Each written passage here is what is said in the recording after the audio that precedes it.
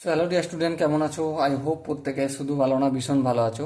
স্ক্রিনের উপর একটা প্রশ্ন দেখা যাচ্ছে, তাই না? প্রশ্নটা কি বলেছে দেখো, এবিসিডি একটি সামান্তরিক। চলো আমি এবিসিডি একটা সামান্তরিক অঙ্কন করে নিই।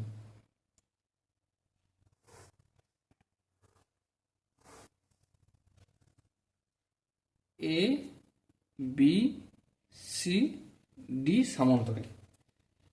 এরপর কি বলেছে দেখো, এবি এবি বাহুকে ই পর্যন্ত বর্ধিত করা হলো। চলো এই এবি বাহুটাকে আমি কত দূর পর্যন্ত নিয়ে যাচ্ছি, ই পর্যন্ত বর্ধিত করলাম। বেশ, কোনো অসুবিধা নেই।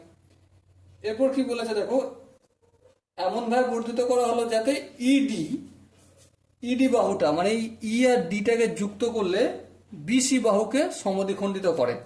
তার মানে সাপোজ এই এই এই যুক্ত করলাম, এই যে বিন্দুটা পেলাম, এই বিন্দুটার নাম কি বলেছে? ও বিন্দু। এবার এখানে এমনভাবে যুক্ত করা যেত O B equal to O C, সেটা আমাকে বলে দিয়েছে। বেশ, তাহলে এখানে যে চারটে সম্পর্ক আছে, প্রথমে এ বি ইকুয়াল টু ওই ওই কিনা, মানে এ বি এ বি বাহুটা ও ই এই বাহুটার সঙ্গে সমান কিনা জিজ্ঞাসা করেছে। তারপর অপশন বি কি বলেছে? A B equal two BE, মানে এই এ বি বাহুটা বিই এই বাহুর সঙ্গে সমান কিনা সেটা জিজ্ঞাসা করেছে। অপশন সি কি বলেছে? O E equal to O C, O E মানে এই বাহুটা ও সি এই বাহুটার সঙ্গে সমান কিনা জিজ্ঞাসা করছে। আর অপশন ডি কোনোটাই নয়। ওকে, চলো অঙ্কটা করতে শুরু করি। দেখো এখানে আমরা দুটো ত্রিভুজ পাচ্ছি। ত্রিভুজটা কি? ও বিই, ও বিই এই একটা ত্রিভুজ। হ্যাঁ ঠিক, এই একটা ত্রিভুজ। আর একটা ত্রিভুজ হচ্ছে ও সিডি, এই একটা ত্রিভুজ পাচ্ছি। বেশ, তাহলে এই যে দুটো ত্রিভুজ পেয়েছি, এর দেখো এই কোণটা আর এই কোণটা কি কোণ বলো? বিপ্রতীপ কোণ। হ্যাঁ ঠিক, বিপ্রতীপ কোণ। বুঝলাম। তাহলে বিপ্রতীপ কোণ, এই কোণটা আর এই কোণটা আমি বিপ্রতীপ কোণ পেলাম। তার মানে কি, এই কোণটা যদি আলফা হয়, এই কোণটা আলফা হবে, মানগুলো একই হবে। হ্যাঁ ঠিক, মানগুলো এক। আবার দেখো বিইও, বিইও এই কোণটা, ঠিক আছে। আর সিডিও, সিডিও এই কোণটা সম্পর্ক কি? একান্তর কোণ। কারণ যেহেতু সামান্তরিক, সেহেতু এ বি আর সিডি সমান্তরাল। হ্যাঁ ঠিক, সমান্তরাল। তাহলে সমান্তরাল যেহেতু, আবার ডিইটা দুজনকেই ছেদ করেছে, তাই না? সেহেতু এই কোণটা আর এই কোণটা একান্তর কোণ। তার মানে কি? একান্তর মানে এটা যদি আমি বিটা বলি, সো এটাকেও আমাকে বিটাই বলতে হবে।